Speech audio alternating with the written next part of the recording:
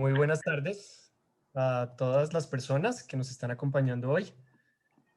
Mucho gusto, mi nombre es Felipe Lesmes, hago parte del área de desarrollo sostenible de la oficina en Colombia del Programa de las Naciones Unidas para el Desarrollo, el PNUD. Muchas gracias por unirse a esta conferencia sobre gobernanza ambiental para la paz en Colombia. En esta sesión vamos a abordar un panel sobre gobernanza en el sector extractivo y las lecciones que desde las industrias de minería, de petróleo y de gas eh, hemos visto para la construcción de paz en Colombia. Una instrucción muy rápida para todos, no sé si algunos, perdón, los que me están escuchando, en la parte de abajo de sus pantallas pueden ver un icono de traducción, de interpretación. Lo pueden activar en el lenguaje en el que quieran escuchar las presentaciones del día de hoy. Toda la sesión va a tener traducción simultánea. Les agradezco si la pueden activar desde ahora para que en el transcurso de las presentaciones, cuando se pase de un idioma a otro, ya ustedes escuchen en su idioma por default. Not sure if I should give this instruction in English. If anyone who hasn't activated the translation or the interpretation setup on the bottom of your screen, you will see the bottom to activate it, so you can turn it on now for all the presentations. Um, yeah, for the presentation ahead. Pues mucho gusto nuevamente, muchas gracias a nuestras panelistas del día de hoy. Tenemos un panel muy interesante en donde vamos a estar aprendiendo y disfrutando de estas lecciones de las investigaciones alrededor de cómo desde el sector extractivo se puede aprender sobre construcción de paz. Voy a presentar brevemente a nuestras panelistas del día de hoy. Tenemos a la doctora Diana Carolina Arbeláez Ruiz, es una investigadora colombo-australiana que ha pasado las últimas 2 décadas explorando la sostenibilidad y los aspectos sociales de la minería.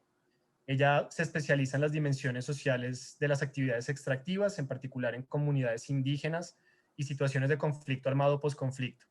Tiene formación originalmente como ingeniera industrial, pero posteriormente se formó en ciencias ambientales, en antropología y estudios de desarrollo. Diana Carolina ha sido Endeavour Fellow en el Instituto de Investigaciones para la Paz de Oslo y becaria del Rotary Peace en la Universidad de Chulalongkorn en Bangkok. Además, ha ocupado puestos de investigación en la Universidad de Monash y en el Instituto de Minerales Sostenibles de la Universidad de Queensland en Australia, en donde actualmente trabaja. Ginari Tatiana Gutiérrez Robledo es colombiana, es abogada de formación con énfasis en derechos humanos y derecho constitucional. Además es magíster en derecho y actualmente candidata a magíster en derecho administrativo. Durante los últimos 3 años ella ha sido abogada en la Procuraduría General de la Nación, donde aboga por la protección de los derechos de comunidades, el cumplimiento de la ley, la protección de la independencia territorial y el cumplimiento de los acuerdos del paro cívico entre el gobierno y las comunidades afropacíficas, entre otras tareas. Dinari además cuenta con varios reconocimientos, entre los que se destaca haber sido becaria Martin Luther King Jr. de la Embajada de Estados Unidos, es embajadora colombiana en el programa Woman to Woman de Empower Peace, fue una de las 10 personas más influyentes del Chocó en el 2018. Mackenzie Johnson es profesora asistente de recursos naturales y de ciencias ambientales en la Universidad de Illinois, en Urbana-Champaign. Tiene formación como politóloga y investiga la intersección de la política medioambiental, la justicia medioambiental y la seguridad humana. Mackenzie está particularmente interesada en comprender cómo las iniciativas de gobernanza ambiental global dan forma a las oportunidades locales para lograr la seguridad social y ambiental. Luz Ángela Rodríguez es profesora asistente de la Escuela de Estudios Rurales y Ambientales de la Pontificia Universidad Javeriana, aquí en Bogotá. Tiene formación como economista, es magíster en Economía Ambiental y de los Recursos Naturales y es doctora en Ciencias y Políticas Ambientales, además. Tiene como intereses de investigación la acción colectiva para la gestión de los recursos naturales, los instrumentos de política y la economía experimental. También nos acompaña Jamie Shen, quien es candidata a doctora en Sociología de la Universidad de Oxford. Tiene una maestría en Estudios Latinoamericanos también de la Universidad de Oxford y un pregrado en Historia de la Universidad de Princeton.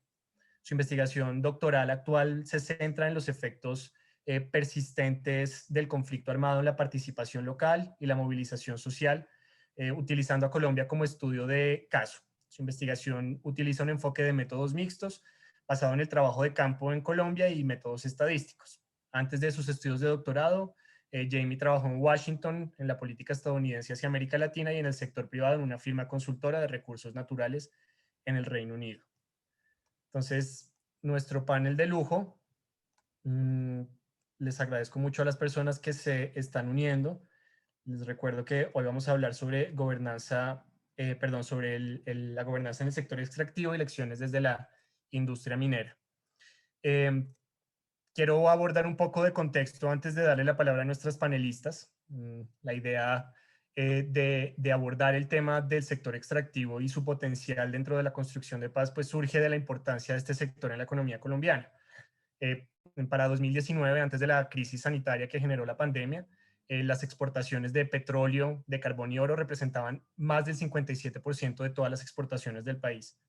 Y según datos del Sistema General de Regalías, para el bienio de 2019 a 2020, se aprobó un monto de inversiones superior a los 18.5 billones de pesos, que es aproximadamente 5.000 millones de dólares de los Estados Unidos, recaudados a partir de la explotación de petróleo, gas y minerales, una cifra que supera con creces los 700.000 millones que se destinaron en el 2020 en el presupuesto general de la Nación para el sector de ambiente y desarrollo sostenible. A pesar de la importancia en la economía del sector extractivo, pues las actividades extractivas también representan graves problemas para la conservación de la biodiversidad, para la seguridad de muchas comunidades y pues nos pone a enfrentarnos como sociedad a las implicaciones económicas de un mundo que está actualmente en descarbonización.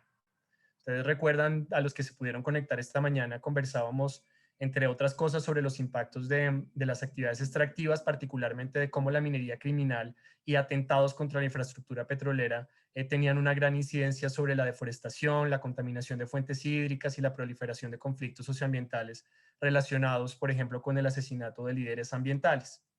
Entonces, para abordar algunos de estos temas, nuestras ponentes nos expondrán sus investigaciones y los resultados de sus trabajos aplicados sobre el impacto y los roles de las comunidades indígenas y de los pueblos negros en el país en la industria minera, la relevancia de la gobernanza comunitaria para el manejo de recursos naturales y cómo la participación democrática en la toma de decisiones sobre proyectos extractivos es importante. Entonces, ahora sí, para empezar, la doctora Arbeláez nos presentará su investigación sobre participación indígena en la gobernanza de los recursos naturales, concentrándose en la resistencia a la minería del pueblo indígena Nasa del norte del Cauca.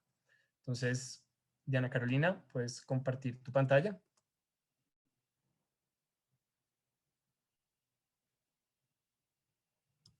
Ok, muchas gracias Felipe por la presentación, por la introducción tan maravillosa. Es un placer participar en este panel. Yo les quiero hablar sobre un aspecto de mi tesis doctoral que trató sobre las respuestas de la comunidad indígena Nasa al norte del Cauca a las dinámicas mineras en los territorios de ellos. Esto fue entre el 2015 y el 2019, o sea, finalización del acuerdo de paz, firma y comienzo de la implementación, una época de transición en un territorio bastante golpeado por el conflicto armado y la violencia en el país. Para aterrizar la conversación, yo me voy a referir a un cabildo, un resguardo en específico, que es el territorio de Canoas, que queda en Santander de Quilichao. El propósito de la investigación fue Diana, ilustrar. perdona que te interrumpa, es que no estamos viendo tu pantalla. No sé si compartiste la presentación finalmente. Sí, yo sí la compartí. Espérate un segundito. Dale, muchas gracias. Mm,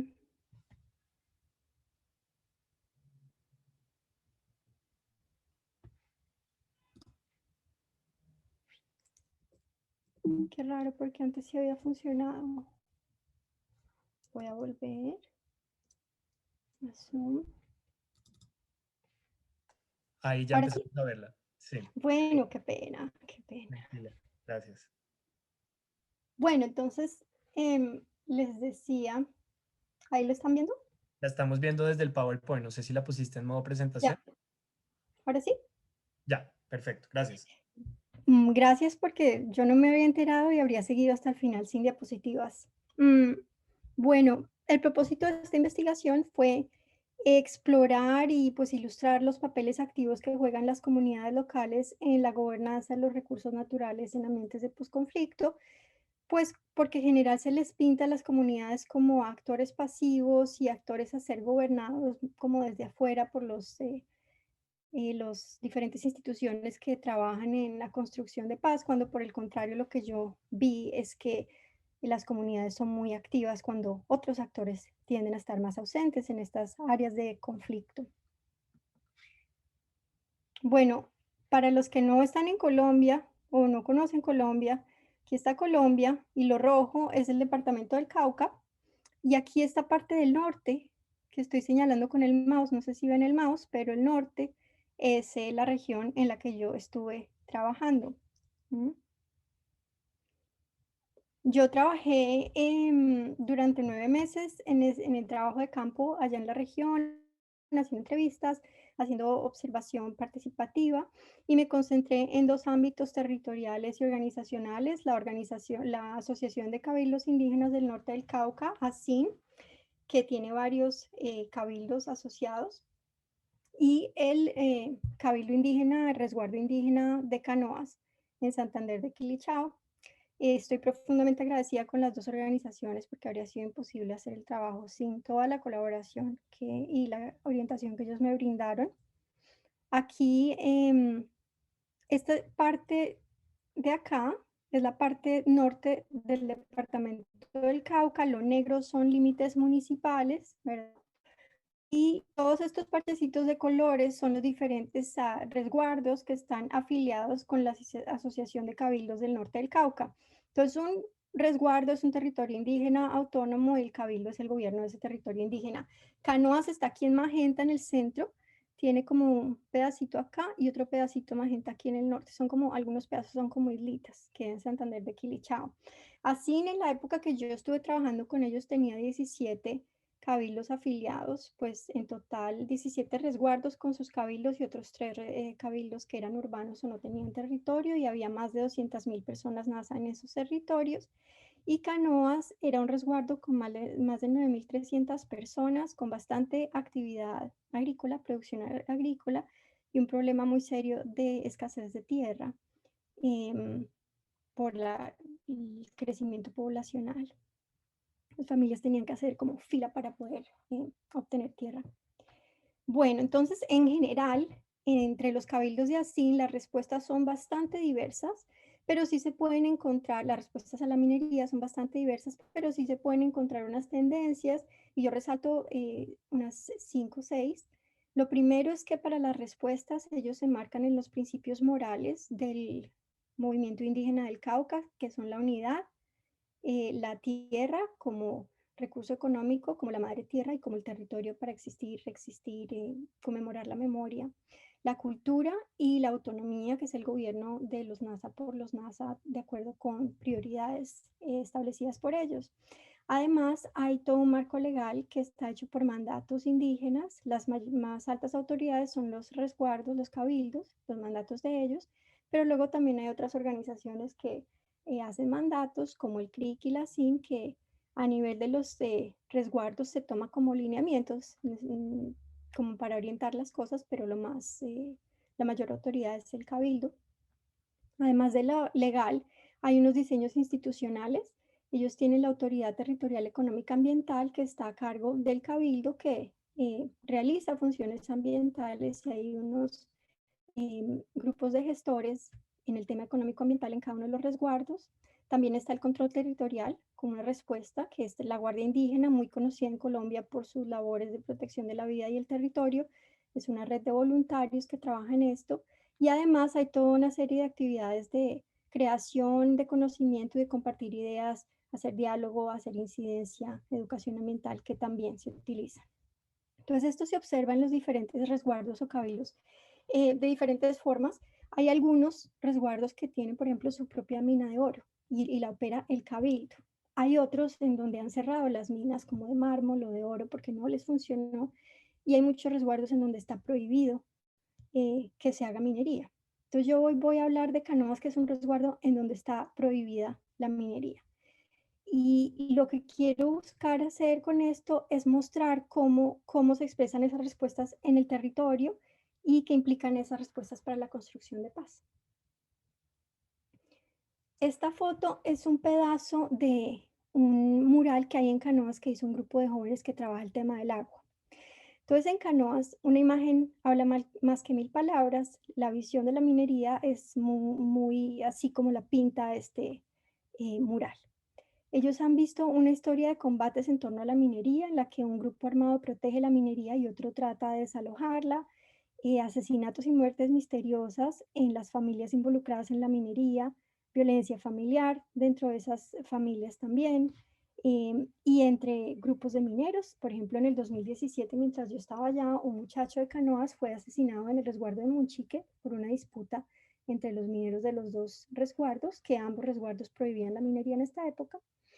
Y lo que yo escuché mucho de la gente de Canoas es esta expresión de lo que pasa cuando la gente toca el oro. El oro se entiende como una sustancia poderosa que, que puede dominar a una persona. Entonces, cuando alguien toca el oro, me decían, empiezan a sentir desesperación por encontrar más, ponen al individuo por encima de la familia primero y después por encima de la comunidad, incluso el oro por encima de la persona misma.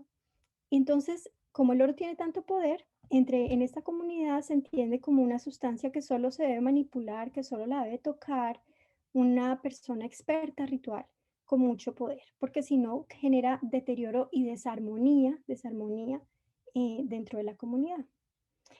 Entonces, la minería la ven en general como algo que va en contra de los comportamientos que se esperan en el marco de los principios morales de la comunidad. Cuando se busca unidad, empieza a haber competencia con los otros mineros, quién tiene más, quién puede consumir más whisky en público, por ejemplo, formas tóxicas de masculinidad. Cuando la idea es proteger la tierra como territorio, como madre tierra, comienza a llegar la degradación y los conflictos ambientales y los miedos por la contaminación del agua, la degradación de la tierra. Cuando se debe promover la cultura, mantener la cultura NASA, empieza a surgir o a fortalecerse una cultura de beber para mostrar, de facilismo, muchas fiestas patronales para mostrar cuánto puedo yo consumir. Y cuando se busca la autonomía indígena, lo que ocurre es que la minería le puede dar el poder y los recursos a los mineros y mineras para comenzar con disputas contra los cabildos. Entonces eso también se ve como algo que no fortalece la autonomía, más cuando hay algunas veces grupos armados que están completamente conectados con estos mineros. Entonces ahí se encuentra, ellos tratan de promover los principios, pero se encuentran con estas realidades. Además están también las otras respuestas. En el tema legal, el Cabildo tiene un reglamento que prohíbe la minería. Ha pasado como por varios cambios, pero la última versión que yo vi la prohibía y en áreas comunes y también en tierras comunales y en tierras privadas dentro del resguardo. En el tema institucional, Canoas tiene el tejido económico-ambiental, que es combinado la función ambiental y la función económica, y es uno de los más fuertes porque hay gente con mucha formación jurídica, agrícola, y el resguardo tiene una historia de campañas ambientales desde hace mucho tiempo y con el tema de la erradicación de los cultivos de uso ilícito. El control territorial también está presente en Canoas, como en todos los resguardos, pues ellos también tienen su guardia indígena, que es voluntaria. Y en la dinámica con la Guardia en Canoas ha sido, bueno, el Cabildo ya dijo que no, pero los mineros siguen, entonces cada rato hay mingas o, bueno, eh, acciones colectivas para ir a tapar los túneles mineros en un cerro que se llama Monchique, tapan los túneles, al otro día los mineros los destapan y están por varios años en esta dinámica de tapar y destapar. Y bueno, también, como les decía, hay un grupo de gente trabajando en el tema ambiental, entonces en términos de conocimiento, de diálogo, de compartir investigaciones, hay bastante. Esto facilitó para mí el trabajo en este resguardo. Tal vez en el tema del diálogo es donde hay menos. Si uno habla con la gente del cabildo, dicen que ha habido diálogo, pero si uno habla con los mineros, no. Entonces, hablando de los mineros, a pesar de todas estas respuestas y la prohibición en el cabildo, en el resguardo, sigue habiendo mineros NASA en Canoas. Y esto resulta en unas dinámicas de las que la gente se queja, por ejemplo, que no hay ninguna regulación clara del gobierno nacional que no permita la entrada de foráneos a los territorios a invitar y a incitar a la minería y con maquinaria, que misteriosamente llega pero nadie la ve, que el peso se les deja a las comunidades y ellas resultan cargando un conflicto interno, violencia. Y además el conflicto interno pues tiene un trasfondo muy económico porque los mineros muchas veces son personas que no han encontrado formas de ganarse la vida por fuera de esa economía de la minería. Entonces, por estas tensiones y dificultades que siente el resguardo, había varios mayores que me decían a mí, o médicos tradicionales, que ellos esperaban que algún día el hombre se olvidara de que en la tierra había oro. ¿Mm? Entonces, en ese contexto de Canoa se ve frenar la minería como una acción que construye la paz, pero cuando uno profundiza un poco más y habla con la gente que ha trabajado minería o que trabaja en minería actualmente, es mucho más complejo porque es muy difícil decir que se construye paz cuando se les está quitando el medio de vida a una porción de la comunidad, ¿no? La gente que practica, indígena que practica minería, piensa que construir paz es detener la minería foránea. Entonces, ¿qué está pasando aquí? Como para resumir, hay en el resguardo unos debates importantes sobre cuál es una manera respetable de ganarse la vida, por ejemplo, ¿no? Es un ambiente en el que se promueve el estilo de vida agrícola, vivir de la agricultura. Eso es lo que se considera digno. Ser minero no se considera algo no es algo que esté aprobado en la comunidad, no hacia la persona popular, crea cierto rechazo. También está la pregunta sobre cuál es la relación apropiada con la naturaleza, ¿no? Y lo que es, cuáles son los usos y las interacciones apropiadas con la naturaleza. Además, como el resguardo está tan apretado en tierra, pues ahí también están las disputas y los debates sobre el acceso a la tierra e incluso dentro de esta comunidad indígena, pues dinámicas de inclusión y exclusión, quién recibe tierra, quién no recibe tierra. Una realidad también de escasez material en un resguardo con mucha producción agrícola en el que, pues que está inmerso en esta dinámica de mercado en Colombia en la que la agricultura a pequeña escala, cooperativa, basada en la familia, como la promueven los movimientos indígenas del norte del Cauca, no es tan rentable, ¿no? El sistema en Colombia favorece más la agroindustria. ¿Mm? Y también están debates más espirituales sobre el mundo natural y los poderes que tiene sobre las personas, sus comportamientos, su carácter, ¿no? Al final de cuentas, yo pienso que una de las cosas más importantes para este debate es que es la parte concreta de los medios de vida, de cómo ganarse la vida mientras no haya alternativas para que las personas que se dedican a la minería puedan ganarse la vida de otra manera, va a ser muy difícil avanzar con este problema, ¿no? Salir de este problema.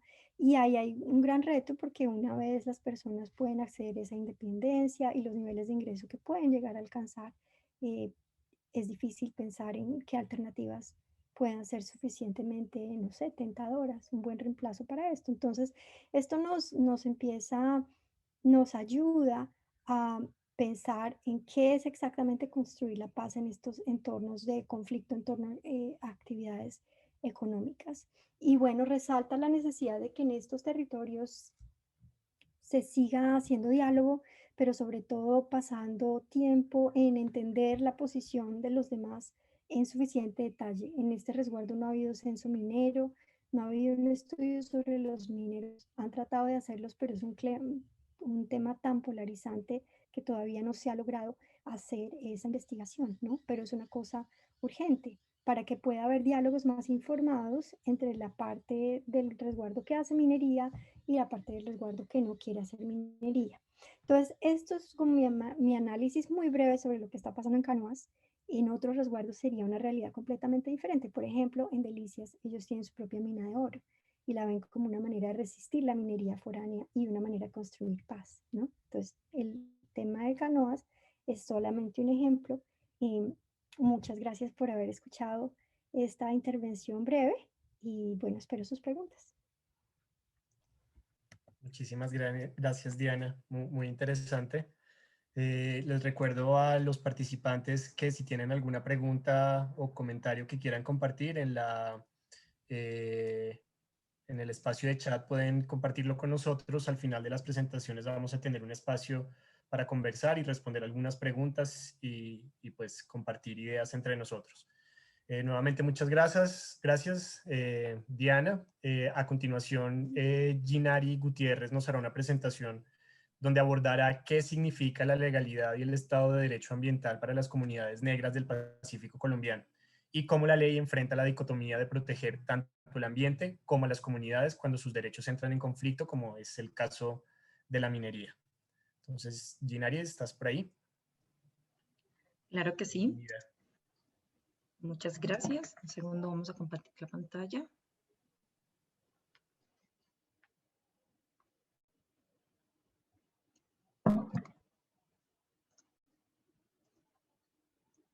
¿Me confirman, por favor, que puedan ver la presentación? Sí. Listo. Mi presentación va a ser en español. Muchas gracias a todos por su presencia en esta gran conferencia.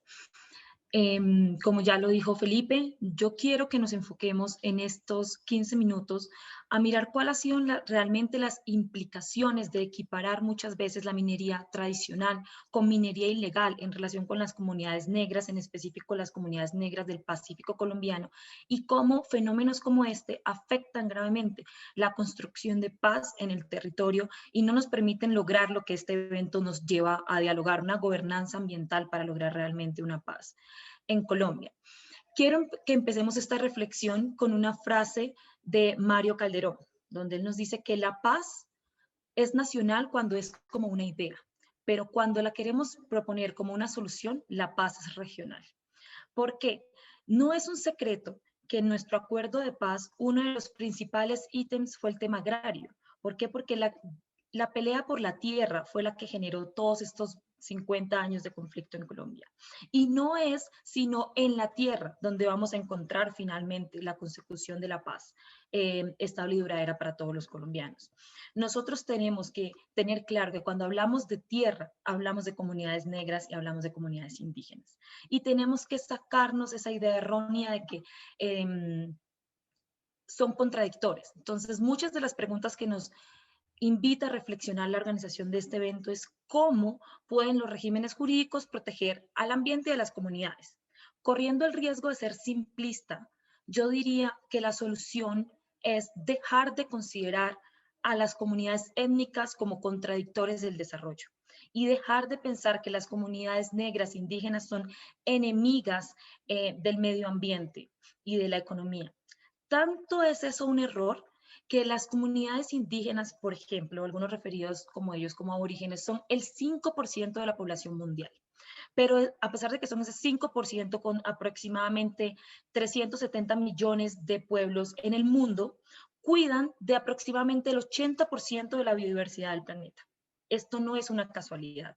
Pero al mismo tiempo, estas poblaciones indígenas, con más o menos 5.000 tipos diferentes de grupos indígenas, son 1/3 de la población que vive en extrema pobreza.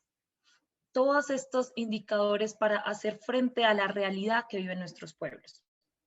Entonces, en esta presentación yo quiero que respondamos la pregunta de qué significa la legalidad y el Estado de Derecho ambiental para las comunidades negras, en específico el Pacífico colombiano, y sobre todo esta dicotomía de la ley. ¿Para qué? Para que al final podamos pensar una solución de cómo construir paz territorial, rural en Colombia para una garantía efectiva de la justicia ambiental de las comunidades negras. Entonces, hablemos un poquito de las comunidades negras con estos 3 ejes, digamos, de estudio. Entonces, en el Pacífico colombiano, donde quiero que nos centremos por un momento, tenemos aproximadamente 9 millones de habitantes en 178 municipios de 4 departamentos. Esto es el 17% de la población nacional, pero más o menos el 80% de ese 17% tiene pertenencia étnica, 16% de los pueblos rom, 33% de la población indígena y 44% de la población negra de todo el país. Estas comunidades están organizadas, en el caso de los pueblos indígenas, 30 pueblos indígenas organizados en 255 resguardos que ocupan más o menos 2.500.000 hectáreas de tierra, y en el caso de las comunidades negras, 187 consejos comunitarios que ocupan más o menos 5.700.000 hectáreas según la Agencia Nacional de Tierras. ¿Por qué es importante que tengamos estos contextos, porque es que la tierra de estas comunidades les pertenece. Y muchas veces nosotros nos negamos a creer o a aceptar que no estamos hablando simplemente de que tener en cuenta las comunidades es el derecho de ellas, sino que también es un deber.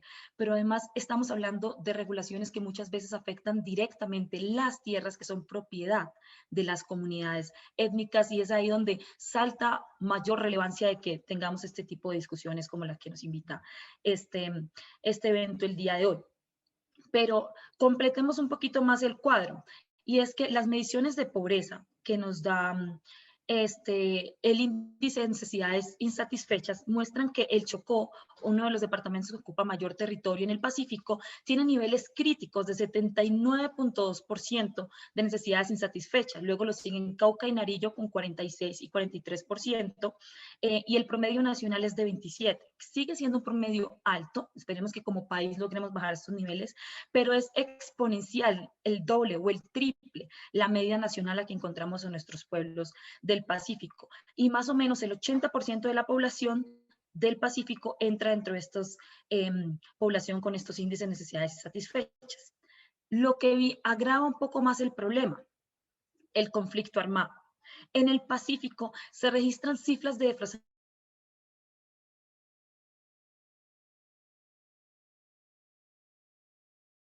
por parte de actores armados para siembra, producción y comercialización de cultivos de uso ilícito, amenazas y asesinatos a líderes sociales, crisis humanitarias, etcétera. Todo eso se traduce en que a corte del 31 de octubre del año pasado, de los 93.703 eventos de conflicto armado que se registraron en Colombia, más del 50%, el 52.9%, fue en el territorio del Pacífico colombiano. Números críticos los guardan Cauca y Nariño con un 24 y 19% del total de los actos violentos de todo el país. Entonces, esto es una zona que merece nuestra especial atención. Entonces, empecemos a hablar ya de los procesos extractivos. Estos procesos extractivos no son de ahora. En Colombia, la extracción de los minerales empezó desde la conquista y la colonia. Esto vino de la mano con procesos de explotación, extracción y procesos de estigmatización de nuestras comunidades. Sabemos que cuando llegaron los colonizadores a América, la población que fue primer objeto de esos abusos fue la población indígena. Después de que casi los exterminaron, se vieron forzados a esclavizar población negra de África y traerla a trabajar. Todos estos fenómenos crearon que luego, para finales del siglo XIX, los asentamientos de estas poblaciones negras fueran cerca a las antiguas haciendas y minas donde solían trabajar para sus esclavistas, formándose una interrelación entre la actividad extractiva y este tipo de comunidades negras en el caso puntual del estudio. Entonces, toda esta actividad minera empezó a convertirse en una actividad tradicional que se remonta desde el periodo colonial, como ya lo dijimos. Un ejemplo de esto es, por ejemplo, el norte del Cauca, como nos presentaban en la exposición inmediatamente anterior, donde se ha visto muchos fenómenos asociados a la minería y se empezó a crear un campesinado negro que empezó a ocupar esas tierras del norte del Cauca y empezara con esta minería. Pero ¿qué pasa? A comienzos de este milenio, esta actividad minera tradicional se ve afectada por la industrialización y mecanización de la actividad minera inducida por mineros externos a nuestro Pacífico, por mineros de otras regiones del país. Esta industrialización de la minería llevó a generar muchos más problemas ambientales porque este tipo de maquinarias, por ejemplo, la minería de cielo abierto, que se hace con retroexcavadoras, lo que hace es remover la capa vegetal para poder llegar a estos recursos mineros que están en la tierra. Entonces, esos procesos empezaron a dar a comienzos de este milenio y empezó a crear conflictos entre los barequeros, que son estas personas que hacen la minería del lavado de la arena para extraer el mineral, y los grandes mineros que llegaban con retroexcavadoras que se les llamaron los retreros, como lo ven en la presentación. Entonces, ¿qué empezó empezaron a hacer estos grandes mineros? Empezaron para legitimizar su presencia en el territorio de las comunidades negras a permitirles hacer como lavado a los alrededores de esta producción, que empezó a crear una relación desafortunada entre estos grandes procesos de minería, muchas veces ilegales, sin permisos, con la minería tradicional, y empezó desde ahí el conflicto que yo quiero que analicemos en esta presentación. Todas esas dicotomías y esos problemas que fueron generando desde el mismo desarrollo de la minería en nuestro país, creó desigualdades y la apropiación, globalización de estos recursos de las comunidades, porque recordemos que ya vimos que casi todo el territorio del Pacífico es territorio de comunidades. Empezaron a tomarse las decisiones desde afuera y con otros intereses que no eran los de las comunidades. Y este extractivismo lo que hizo fue desencadenar conflictos sociales, desterritorialización de las comunidades y desarraigo y ruptura de esas prácticas tradicionales, precisamente por todos esos actores ilegales y actores armados que llegaron a la región, porque estos grandes mineras se apoyaban en fuerzas de seguridad privadas para garantizar pues la seguridad de su oro, lo que aumentó el nivel de conflicto armado en la región. Entonces, tratemos de responder ahí nuestra primera pregunta, de la legalidad en el manejo de los recursos naturales en cuanto a los minerales. Lo que intentó hacer la legislación colombiana para proteger a estas comunidades fue crear ciertos conceptos o ciertas zonas que les permitían a ellas tener como ciertas prebendas. Una de ellas son estas zonas mineras de comunidades indígenas, de comunidades negras y las mixtas. ¿Qué tienen de particular estas zonas? Que sobre ellas las comunidades, y es que pueden obtener el título minero de manera preferencial frente a otro actor externo que quisiera obtener un título minero sobre la misma propiedad. Pero yo pienso que el problema fue, ahí lo que hicimos fue ponerle pañitos de agua tibia, porque el problema de la legislación minera es más atrás, está desde su formación, que la legislación en Colombia la hacen los abogados, las hacemos los abogados, y muchas veces dejamos de lado ese conocimiento técnico o experto necesario para crear legislación ambiental. También estamos dejando de lado el componente social. Necesitamos más antropólogos y más sociólogos, incluso economistas, que puedan poner de frente los otros tipos de perspectivas, pero principalmente necesitamos a las comunidades en estos procesos de tomas de decisiones, porque vamos a ver qué pasa cuando no tenemos a las comunidades. Tenemos estos conceptos que están ahí a nuestra derecha, de la minería legal, que es un tipo de minería que necesita un conocimiento técnico, una extracción racional, que sea sostenible, que esté amparada por la ley y que esté amparada en un título minero. Una definición que en general no generaría tantos problemas, pero empecemos a compararlas con otras. Vayamos con la minería artesanal. Es una minería que se considera de pequeña escala porque se realiza sin esta maquinaria grande, pero lleva igual tecnología, aunque poca, y normalmente es la que es practicada por grupos pequeños y comunidades étnicas. Eso también es considerada minería informal, y cuando yo voy a buscar la definición de minería informal en Colombia, se dice que es toda actividad minera que se realice sin cumplir pues con la legislación vigente de explotaciones, sin mayor problema. Pero luego me dice que dentro de esa área de la minería informal se encuentran dos tipos de minería, la ilegal y la artesanal. Entonces empezamos a ver cómo se mezclan estos conceptos de la minería artesanal y tradicional con la minería informal y la minería ilegal. Y nuestra legislación ha sido diseñada de esta manera para que violenta los derechos de las comunidades negras en particular, que tienen el desarrollo de actividades mineras como parte de su cosmovisión. Entonces, y el baraqueo, que es este lavado de las arenas para extraer los recursos. Entonces, vemos que esto nos lleva a la conclusión que la legalidad no siempre significa legitimidad, que las leyes responden a los cambios sociales y que no podemos pretender que la ley sea como una cosa que no se puede cambiar, porque una legalidad sin justicia simplemente nos lleva a conflictos sociales. Y es lo que nuestro país ha aprobado fielmente. Entonces, para, digamos, llegar como a una parte de soluciones en esta presentación, yo pienso que lo que debemos hacer como comunidad para lograr la gobernabilidad real de nuestros recursos y la protección de nuestras comunidades es construir Estado desde el territorio y las comunidades. Para eso, ¿qué necesitamos? Necesitamos justicia social, necesitamos equidad, inclusión, necesitamos respetar el territorio de las comunidades y necesitamos respetar su autonomía. ¿Qué pasa cuando no tenemos esto? Se nos desarrolla la fórmula que tenemos al final. Y es que en Colombia hablar de recursos naturales es hablar de comunidades étnicas, y hablar de recursos naturales y comunidad étnica, lastimosamente, es hablar de violencia, de conflicto y de narcotráfico. Para la prueba, aquí tenemos el índice de capacidad de gestión ejecutiva que nos da el DNP, que nos da la capacidad del Estado local de responder a las necesidades de su población. Y vamos a ver dónde están ubicadas esos índices bajos, donde están los niveles rojo y naranjado, donde están las comunidades étnicas. En el Pacífico, en nuestra costa Caribe y en nuestros llanos orientales. Solo la región andina tiene índices de capacidad de gestión aceptables. Lo mismo pasa con el índice de capacidad local.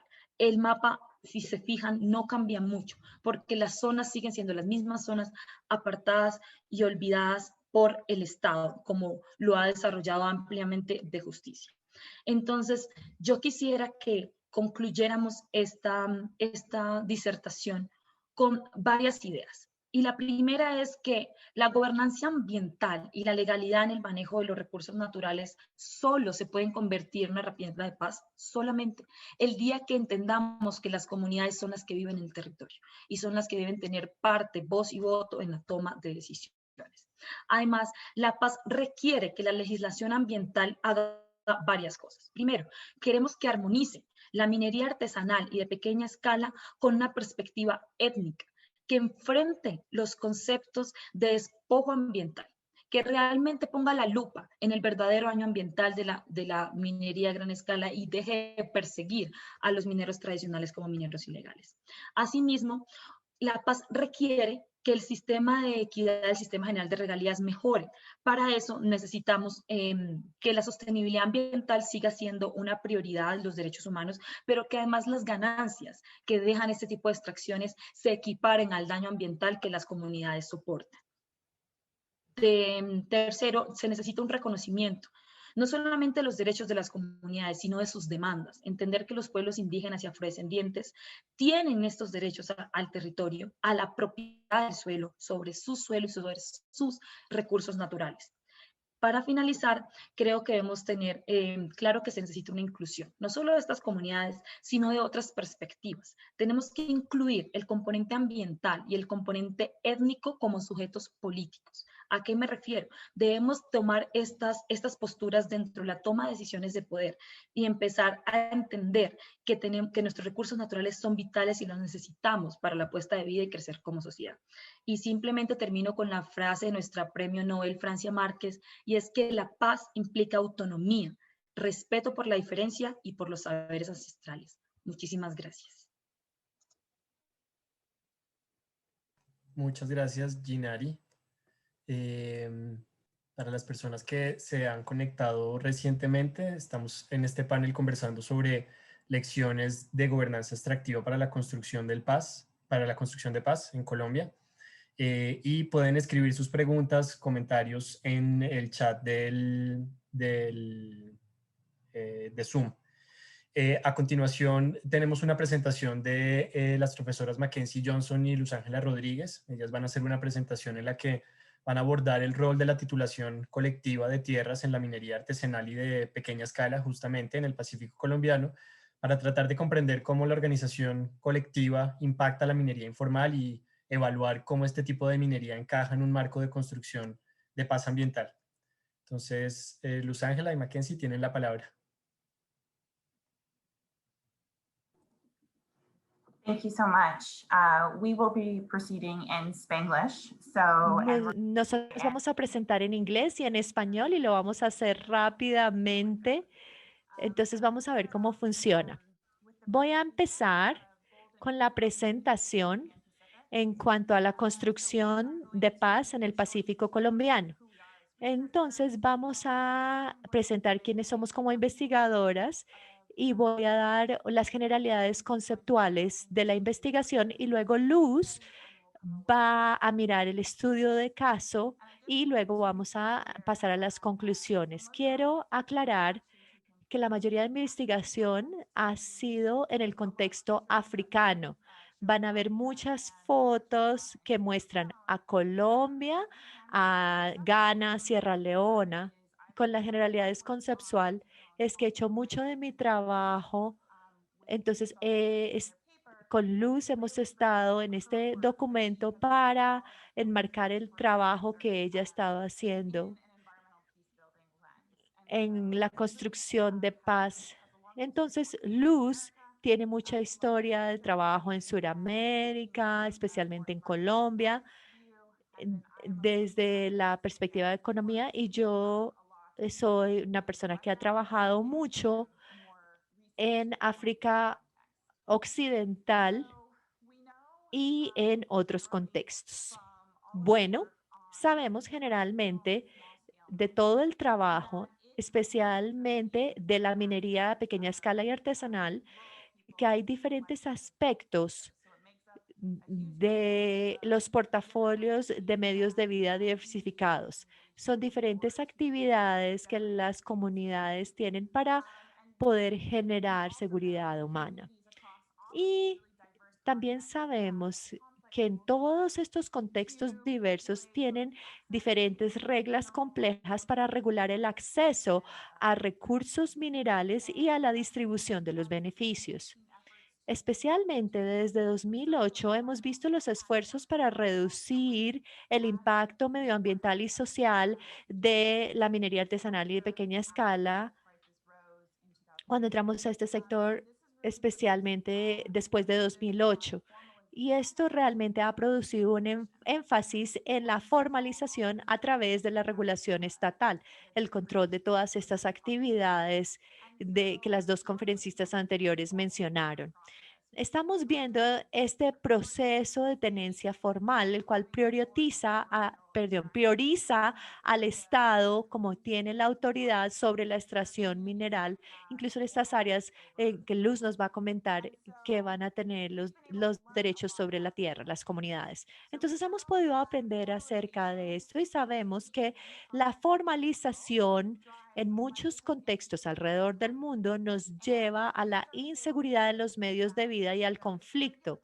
Entonces, si el Estado empieza a implementar mecanismos formales para regular la minería, sabemos que en términos de sus esfuerzos regulatorios es muy fácil regular los productores multinacionales, especialmente ya que ellos actúan de manera intangible para generar ley, y también es un poquito más difícil regular los productores élites de pequeña escala porque se utilizan tecnologías mecanizadas, son más fáciles de encontrar, y también para el Estado regulador es bien difícil regular los artesanos de pequeña escala, los que son productores que no son élites. Entonces, cuando se devuelve hacia el Estado, eso también es verdad. Esto tiene muchos ingresos de los productores multinacionales, un poco menos de los productores de pequeña escala y mucho menor de los artesanales y de pequeña escala. Entonces, lo que esto hace es que hay una barrera de costos para la entrada. Esto permea a estos productores en una esfera formal, regulada, versus una esfera informal e irregulada. Entonces, cuando vemos los incentivos, realmente no quiere regular los usuarios informales porque eso es muy difícil para el Estado. Entonces se beneficia de criminalizar esta actividad para decir no debería existir y nos vamos a enfocar más bien en la producción a larga escala. Y otra cosa a larga escala, entonces también los políticos se benefician de tener esta esfera informal porque tienen vínculos informales, o en el contexto africano, los políticos realmente tienen favores políticos al darle favores a estos mineros informales. Entonces, estas dos esferas generan artificialmente una idea de formal e informal y por lo tanto potencialmente criminal. Entonces, lo que hemos visto en diferentes contextos es que este tipo de designaciones producen mucha injusticia. Esto ya se habló de manera elocuente. Entonces, nosotros vemos esta exclusión regulatoria. Aunque si estos actores informales quieren estar en políticas, hay muchas barreras para que lo puedan hacer. Y eso perpetúa los medios de vida y aumenta la informalidad porque ve el sistema como injusto y están muy están muy sesgados hacia los productores a larga escala. Esto por lo general crea inseguridad medioambiental, así como la conferencista anterior lo presentó. Estas dinámicas sugieren en muchos casos en los pequeños y artesanales y mineros que si se quiere la construcción de paz dentro de este sector requiere realmente gobernanza adaptativa del Estado que le pueda ayudar a las comunidades para aplicar este sistema, especialmente en que las comunidades, la minería hace parte de sus medios de vida y hacen parte de ese portafolio de seguridad y mantener acceso a recursos sin necesariamente tener que ceder territorio. Entonces, con esto voy a pasarle la palabra a Luz y comparte la pantalla, por favor. Gracias, Mackenzie. Voy a compartir mi pantalla y voy a hacer mi parte en español.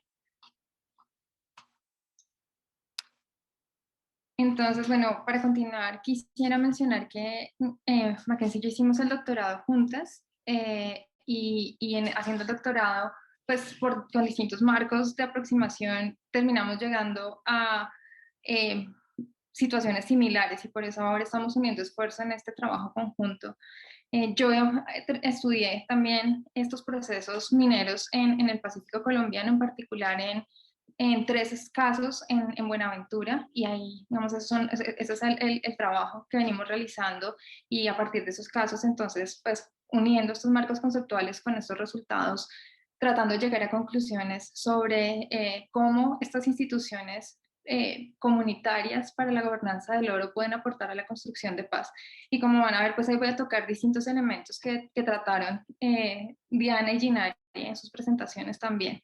Entonces, pues no voy a entrar en detalles sobre el Pacífico porque Ginari ya nos hizo una introducción muy importante. Solo mencionar acá pues que la minería en estos territorios pues hace parte de la tradición cultural, de los medios de vida de las comunidades, y que hay una tensión que se debe a esa diferencia en términos de derechos de propiedad. Por una parte, el reconocimiento de los derechos de propiedad sobre la tierra y el territorio a los consejos comunitarios, y por otra parte, el hecho que en el Código Minero, en la legislación nacional, la minería o los recursos del subsuelo son propiedad del Estado. Entonces, hay una tensión, digamos, en el manejo y las decisiones sobre el territorio cuando las comunidades no pueden tomar ningún tipo de decisiones respecto al uso del subsuelo. Entonces, digamos, ese es el contexto en el que nos encontramos acá.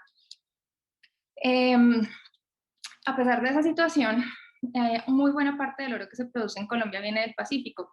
Como es difícil contar con cifras muy confiables porque mucho de este oro pues no viene de explotaciones que no cuentan con un título, con una licencia ambiental, pero más o menos la información es que el 40% viene del Pacífico, del cual pues la mayoría viene de explotaciones que no cuentan con un título minero. Entre otras cosas, eso es posible saberlo porque los títulos existentes, muchos de ellos aún no se encuentran operando en la fase de extracción. Entonces están titulados, pero no están o no deberían estar produciendo oro, y si lo están haciendo, pues lo están haciendo de forma ilegal. Entonces la mayor parte del oro que viene del Pacífico pues viene con esta característica de que la explotación se hace de manera ilegal, entendiendo ilegalidad pues como la ausencia de un título que autorice a estas unidades productivas a extraer oro. En Colombia también la actividad minera se concibe como una actividad de interés público, y la titulación de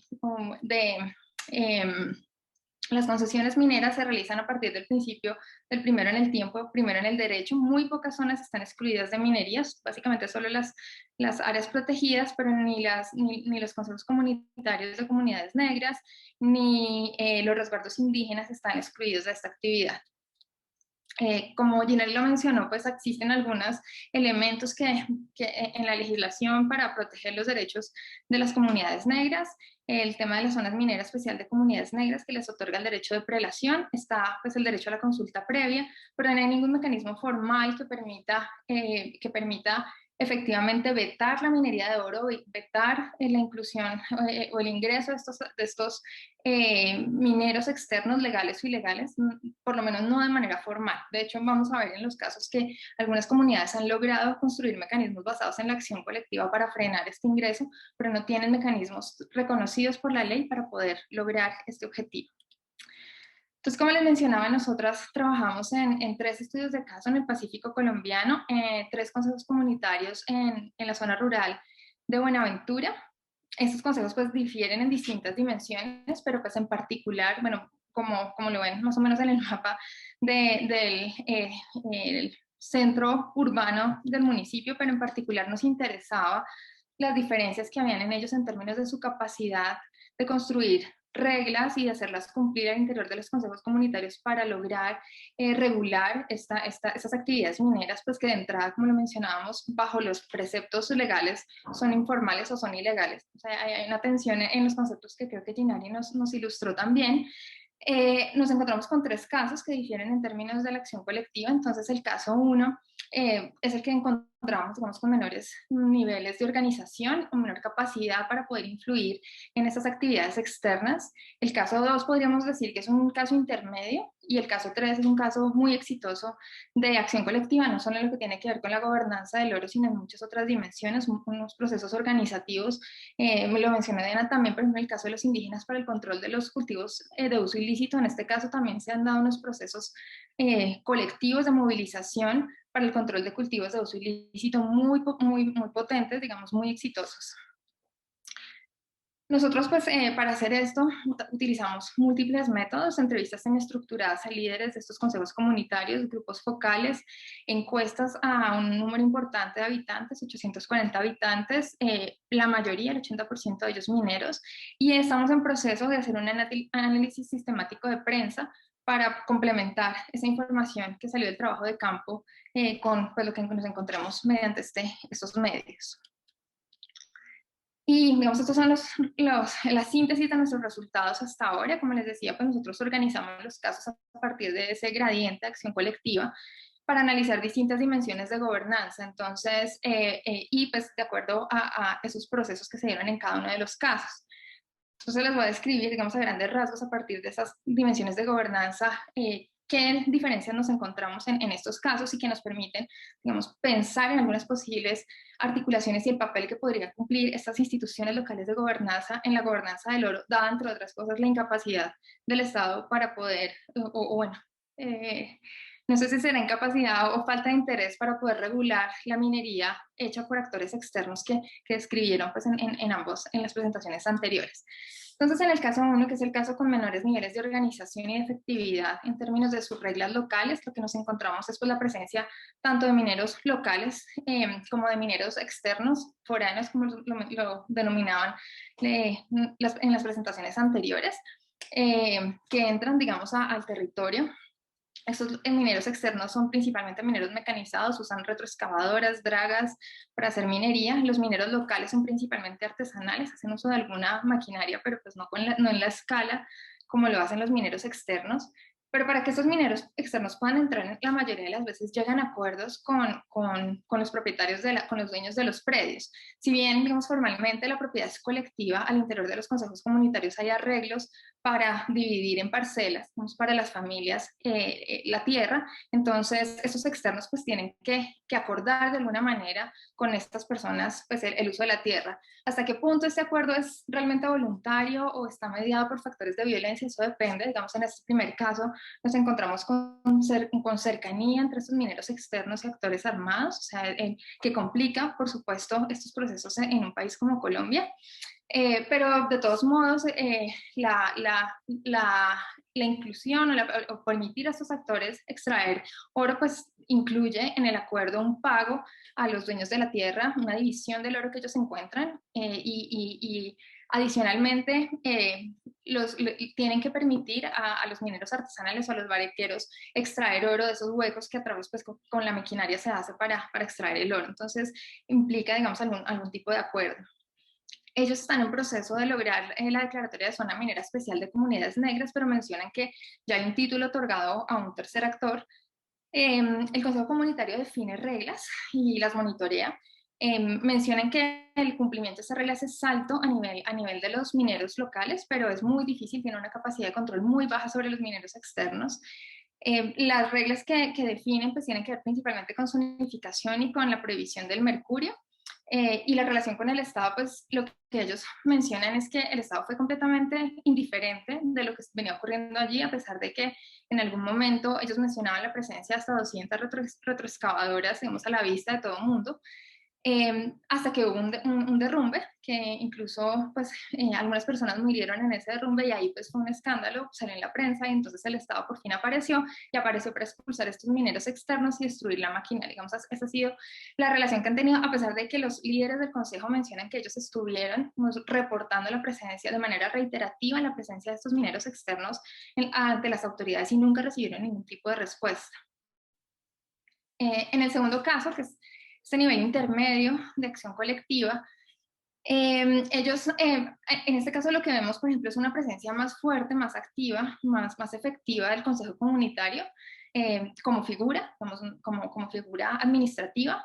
Acá en este caso, entonces, esos acuerdos sobre el uso de la tierra que hacen los mineros externos con los propietarios de los predios, incluye al Consejo Comunitario. O sea, parte de esas rentas del oro, parte de ese ingreso, va para el Consejo Comunitario. Entonces es como este tercer actor que también regula.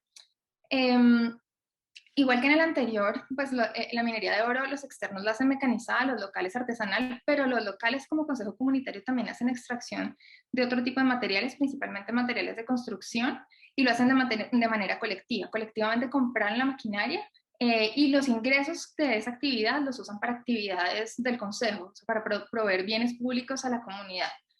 Tienen la declaratoria de zona minera de comunidades negras, pero no cuentan con título. O sea, la extracción de ese material de construcción, en principio, no cuenta con el título formal para hacerse de manera legal. El Consejo Comunitario también define reglas y las monitorea, principalmente, como en el caso anterior, en términos de zonificación y de la prohibición del mercurio, pero pues también reportan dificultad en que esas reglas las cumplan los externos, principalmente los altos niveles de cumplimiento están en los internos, y la relación con el Estado también muy asociada a la destrucción de maquinarias, pero en este caso es aún más complicado porque ellos mismos como consejo tienen máquinas para la extracción de materiales de construcción, entonces tienen siempre el temor de que el Estado termine destruyendo una de sus fuentes de sustento, que es como les decía, una fuente de sustento para el consejo, no para los individuos. El caso 3, entonces, es nuestro caso exitoso. Este es un caso donde solo están permitidos los locales, ellos se organizan para evitar la entrada de mineros externos, o sea, hacen movilizaciones masivas de personas del consejo para no permitir que haya este ingreso de los externos con sus máquinas. Solo permiten el uso de máquinas pequeñas y solo por locales, solo algunas motobombas. No tienen declaratoria de zona minera de comunidades negras, pero también mencionan que hay un título otorgado a un tercero. El Consejo Comunitario pues regula de manera muy fuerte y muy efectiva la actividad minera en general. Tiene reglas sobre la zonificación, la prohibición de maquinaria, digamos, la potencia que pueden tener las motobombas, la cantidad de motobombas que puede haber en el consejo, prohíben el uso de mercurio. Bueno, hay un montón de regulaciones y el cumplimiento es alto, muy alto en general. La presencia del Estado pues es casi, digamos, esa ausencia, no, ni para bien ni para mal, por lo menos en lo que tiene que ver con minería, reportan un rol del Estado en la gobernanza del oro, en este caso en particular. Esto solo vamos, con los resultados de las encuestas soportan lo que encontramos en términos cualitativos. Aquí ven, pues el caso 3 es el caso exitoso. En el caso 3, pues la mayoría de personas dice que el Consejo Comunitario efectivamente toma decisiones sobre la gobernanza del oro, a diferencia de los otros casos. que la mayoría dice que no hay presencia de mineros externos, y los que dicen que sí, en la pregunta seguía una pregunta que les decía quiénes son esos externos, y en estos casos, en este caso exitoso, pues esos externos son personas que vienen de otros consejos y que hacen también minería artesanal, no son mineros mecanizados. Y en la pregunta sobre a quién se le debe pedir permiso para entrar y hacer minería en el Consejo Comunitario, el caso 3, como ven, muchos dicen que al Consejo Comunitario se le debe pedir permiso. Algunos dicen que a nadie, pero pues esto está relacionado con que pues, casi no hay minería externa, ¿no? Y el último caso, entonces, el caso 2, digamos, ahí aparece el dueño de la tierra, digamos, como un actor a quien tiene que pedirse permiso. Algunos dicen que a nadie, algunos dicen que el Consejo Comunitario. Entonces, digamos, esto está en línea con lo que encontramos en términos cualitativos. Entonces, pues ya para cerrar nuestras conclusiones, pues nos encontramos con que las comunidades y el Estado pueden cumplir roles complementarios en la gobernanza del oro, pero esto requiere transformaciones en la ley, como lo mencionó Ginari, requiere que se dé un proceso de gobernanza adaptativa, que el Estado conceda pues, parte de los ingresos de la minería a las comunidades, que se reconozca el rol de gobernanza que cumplen las comunidades más allá del reconocimiento exclusivo de las zonas mineras como comunidades negras. La minería hace parte de un portafolio diverso entre las actividades y los medios de vida de las comunidades, por eso pues no necesariamente va en contra de la protección del territorio, pero para que eso sea así pues se basa, digamos, se sustenta es en las instituciones locales. La justicia debe estar en el centro de esos objetivos de política, más allá de la eficiencia, reconocer las realidades locales para alcanzar resultados más equitativos, pero también hay que reconocer que debido a la escasez de oro superficial, la maquinaria se ha vuelto casi que una necesidad para algunas de estas comunidades, y hay que pensar en cómo entonces ajustar la ley sin que eso implique la criminalización de quienes usan maquinaria. Entonces, bueno, eso es todo. Muchas gracias y estamos atentos a sus preguntas. Muchas gracias, queridas Mackenzie, Luz Ángela. Muy interesante también ver cómo, a pesar del uso de diferentes metodologías y de diferentes regiones y comunidades, ¿no? Junto con Diana y Ginari, a pesar de enfocarse en comunidades indígenas y Ginari en otras comunidades y usando metodologías diferentes, empiezan como a llegar a conclusiones muy similares. Eso es bien interesante, ¿no? Ya para cerrar este panel y pues tener unos minuticos tal vez al final, ojalá para algunas preguntas, Jamie Schenk nos va a compartir parte de su investigación doctoral sobre las consultas populares en Colombia y cómo se puede evidenciar una conexión clara entre la experiencia de un municipio durante el conflicto armado en Colombia y la movilización social para la realización de una de estas consultas populares. Además como la importancia del rol de actores externos, en particular de ONGs. Entonces, Jamie, muchas gracias y tienes la palabra. Thanks so much. It's such an honor to be on a panel with such incredible female researchers. Qué bueno poder estar en un panel tan importante como este. Bueno, entonces yo voy a cambiar un poco las presentaciones y vamos a mirar a las comunidades que han estado oponiéndose a estos. Entonces, mi presentación es la investigación que yo empecé en 2018 para mi doctorado, y en esta presentación voy a dar las generalidades de lo que yo encontré, lo que tiene que ver con política, y también hablar de estos hallazgos que sugieren para preguntas en cuanto a comunidades extractivas. Y voy a hacer mi presentación en inglés, como ustedes se pudieron dar cuenta. Muy bien. Entonces, cuando empecé el doctorado en 2018, me motivó ver esta nueva forma en que las comunidades estaban viendo cómo miraban en los territorios, lo que tiene que ver con minería, 2013, 2014, 2015, luego hubo este boom de las consultas populares. Entonces, en los casos exitosos, en Cundinamarca, en Cumaral, entonces lo que estábamos viendo, porque eran exitosos y que esto podría implicar para la industria minera. Pero me interesó tratar de ver acerca de los municipios que intentaron. Yo sabía que de cada historia exitosa Iba a haber algunas comunidades que miraban y, bueno, diferentes razones, ¿no? Entonces, al mirar los casos exitosos, realmente no tendríamos la foto completa de cómo se veía este proceso y cómo se relacionaba con el conflicto. Entonces, las tres preguntas que me motivaron eran, entonces, ¿hacia dónde se fueron esas comunidades? Hacia estos mecanismos de consulta, a la que tiene que ver con los recursos naturales, donde vieron la democracia participativa como una forma legítima de protesta y para los medios más informales. La segunda pregunta es lo que explica el éxito. Entonces, ¿por qué algunas comunidades podían hacerlo mientras que otros no? Y pensar en la tendencia de consultas populares en el contexto de los proyectos de minería y de petróleo, especialmente para las comunidades que llevaban tiempo en conflicto armado. Entonces, ¿cómo responder estas preguntas? Voy a enfocarme principalmente en la parte estadística. Entonces, yo construí un conjunto de datos de consultas populares en Colombia, CPC.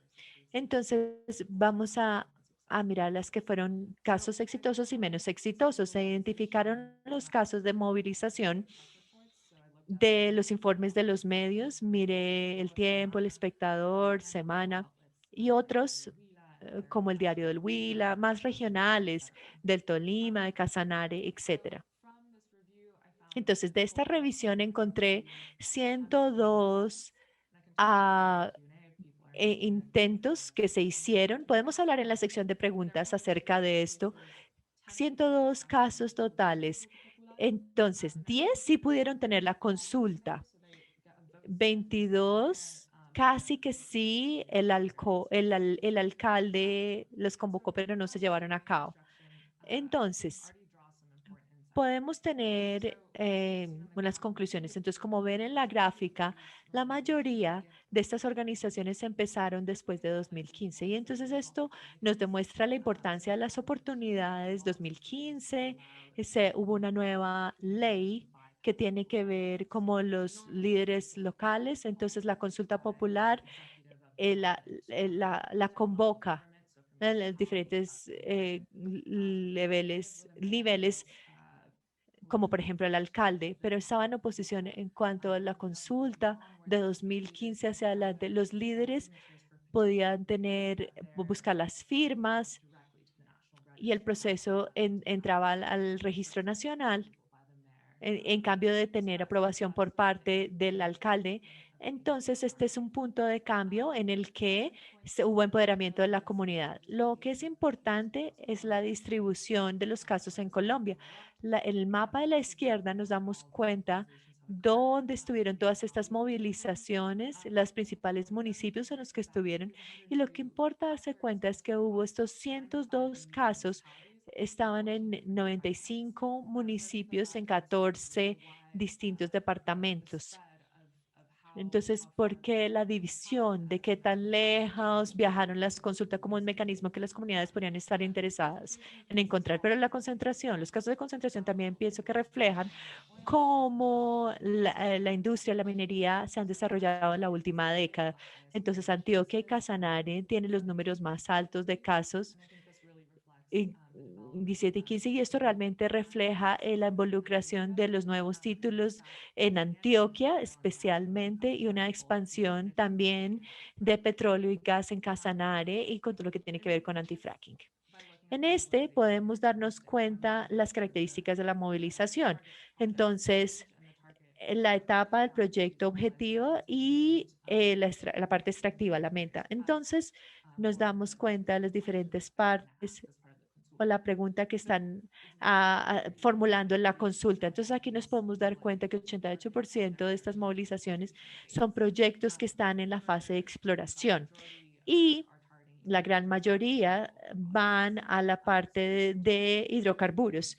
Entonces, esto nos muestra diferentes cosas, o al oro. Entonces, esto es algo que pasó en las entrevistas, es que esta oposición que viene de las comunidades que no tienen una relación fuerte de minería a larga escala, gran escala.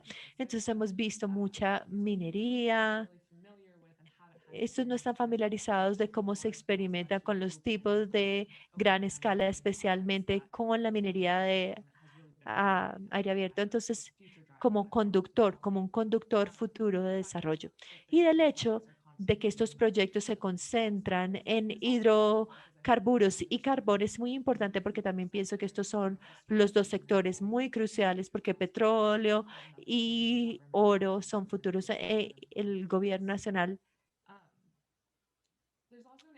se ha tenido en cuenta. También hay una tendencia cuando nosotros comparamos estos municipios, han tenido movilizaciones que estaban en riesgo, bueno, con los títulos, pero no tenían, se corta la voz de la conferencista.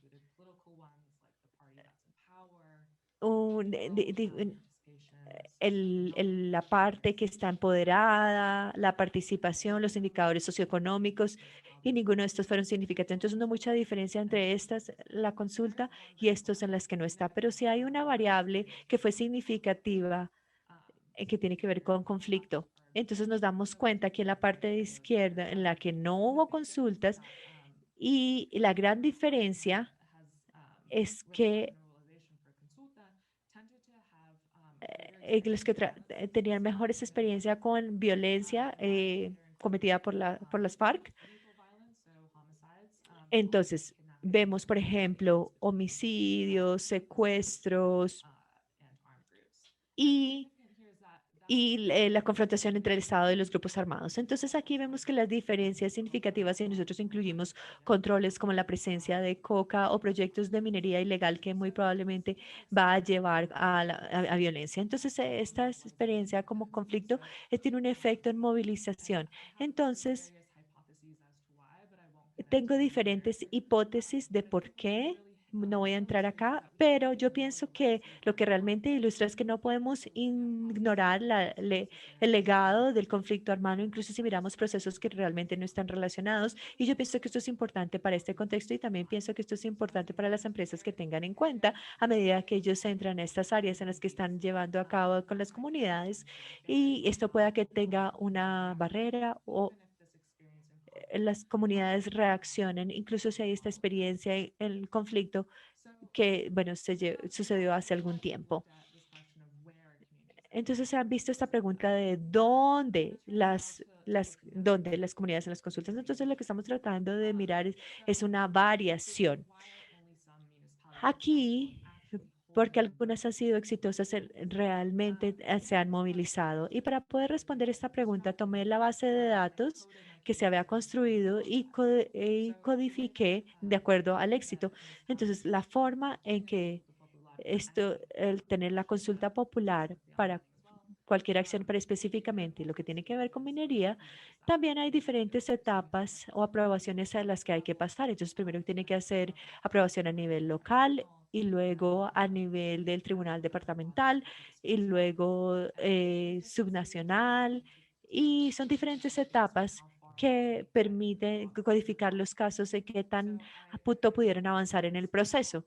Entonces, de una escala de 1 a 5, la etapa 5 es la más alta que se logró y la etapa 1 era la más baja, en el que hubo una acción de movimiento social, demostraciones, pero no hubo realmente procesos formales que se hayan iniciado. Y se consideran diferentes explicaciones desde la literatura académica en cuanto a por qué se presentan estas variaciones. Y como podemos ver en la parte derecha, encontramos literatura de la cual tomé la hipótesis que luego probé. Y en cambio de mostrar eso acá, me voy a enfocar en dos actores que emergieron. Entonces, entonces vamos a empezar con aquellos que son los que hacen el veto y quiénes son los aliados. Entonces, estos son los que no permiten el progreso, los que hacen veto. en las empresas a las que se les está llegando. Entonces, y en la literatura nosotros vemos diferentes explicaciones de por qué las empresas pueda que sean más o menos exitosas al detener los movimientos sociales y también las protestas que hay en contra de ellos. Pero quiero tener dos cosas acá que quiero resaltar, es el sector y la relación que se tiene entre la empresa y el gobierno y específicamente con las Fuerzas Armadas. Entonces, dentro de la gráfica de la izquierda podemos dar cuenta que tenemos en la parte de la izquierda, tenemos las movilizaciones que se detuvieron en una etapa inicial, ya sea la que sea como proceso informal, progreso informal, o que realmente no llegaron al punto en el que fueron, se programaron, y en la parte de derecha es que sí se programaron, pero no se llevaron a cabo. Y lo que nos damos cuenta es que efectivamente los proyectos en las empresas son más fáciles, son objetivos más fáciles. Entonces, las movilizaciones, ellos tienden a progresar en etapas mayores y no hay una diferencia significativa compararlos sobre todo con lo que tiene que ver con oro. ¿Y por qué es que nosotros pensamos que este es el caso? Pues parte de estos, yo pienso que tiene que ver con el horizonte en el tiempo comparando con las empresas en la minería. Entonces tiene que ver en parte con lo que nosotros hablamos anteriormente en la plenaria acerca del futuro de los extractivos y porque los mercados internacionales puede significar para los expertos en Colombia. Y pienso que esto, la dependencia en expertos, esto va a declinar en el futuro. Y pienso que esto pueda impactar realmente las comunidades y va a abandonar la expansión y la concentración en la parte de resistencia. Entonces aquí es donde nosotros entendemos que es importante que podamos pensar el hecho de que estos son por lo general, estos les apuntan a los nuevos proyectos, a los proyectos que se están expandiendo más que a los sitios existentes.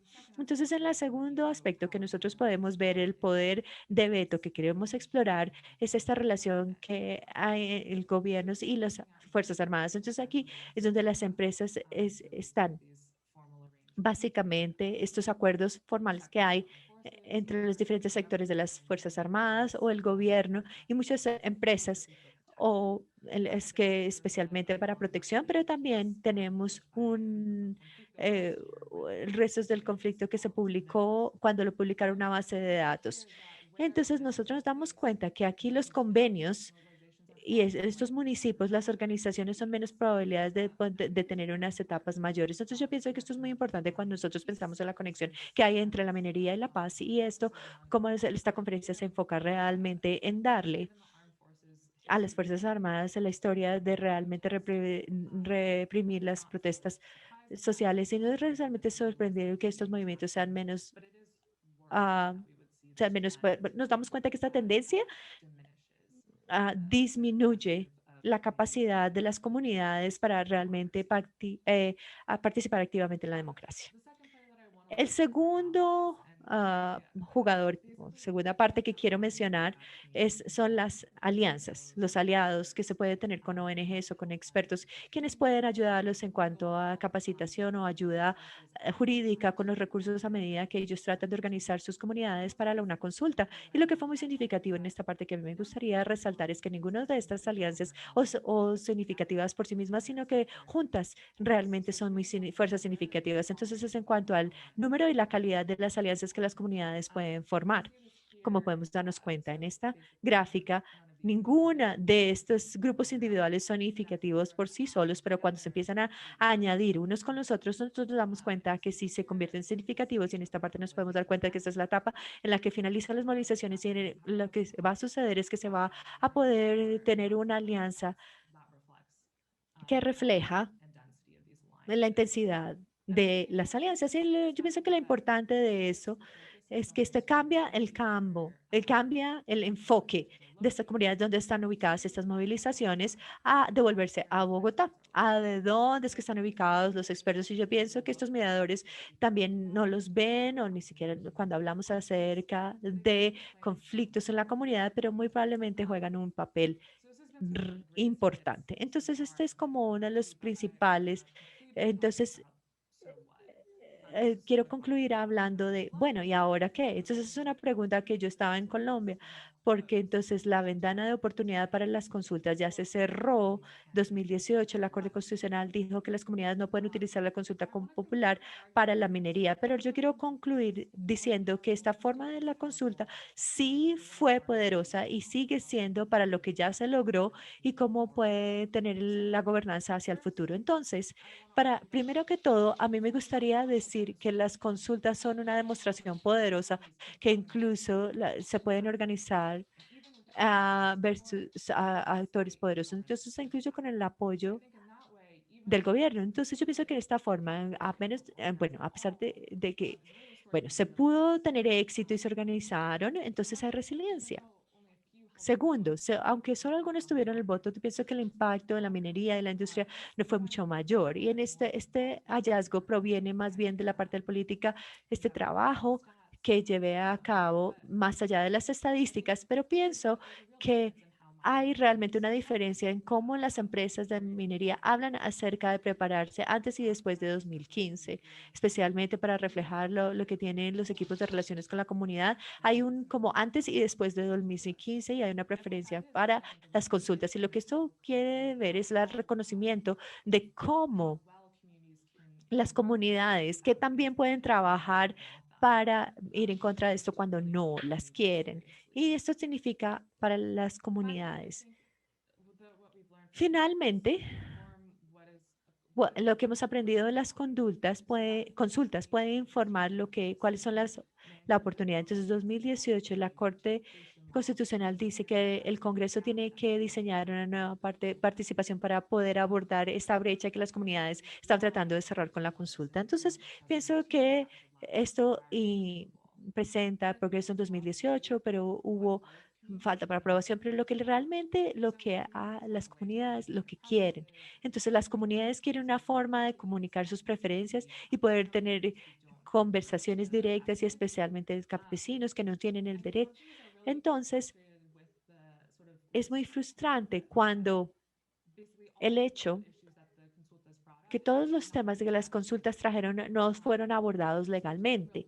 Todos estos temas de las consultas, entonces, no hubo certidumbre legal en lo que iba a pasar con el futuro de los proyectos mineros.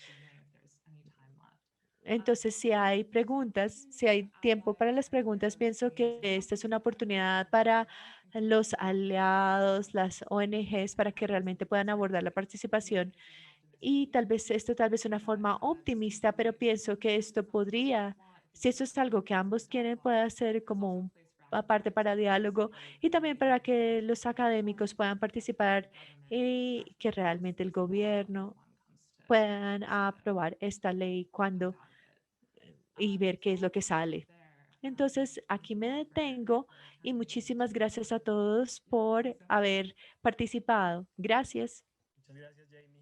Muchas gracias por esta interesante presentación, por tu investigación, por el interés además en las consultas populares, que creo que son muy relevantes y que en los últimos años han generado pues mucho interés, controversia y polémica en la política colombiana. No veo muchas preguntas, bueno, veo una pregunta en el chat. Tenemos en realidad un minuto tal vez para responderlas. Entonces, me pareció importante igual no cerrar las presentaciones, que creo que eran bastante interesantes para nosotros, digamos, como oyentes. Entonces, me voy a permitir no hacer la pregunta, cerrar la discusión de pronto con esto y pues invitarlos más bien a que se unan a la sesión que está por comenzar en un minuto de cierre de la jornada de la conferencia, en donde se va a hacer un resumen y vamos a tener una conversación también interesante alrededor de lo que estuvimos viendo durante el día de hoy. Muchísimas gracias. Lo mencionó Jamie, nuestro panel de mujeres investigadoras, muy interesante. Y muchas gracias a ustedes también por habernos acompañado el día de hoy. En el chat, además, les pusimos el link de cierre de la jornada que va a ser más tarde en una hora, creo, donde se van a presentar unos pósters con investigaciones también muy relevantes sobre construcción de paz y recursos naturales en Colombia.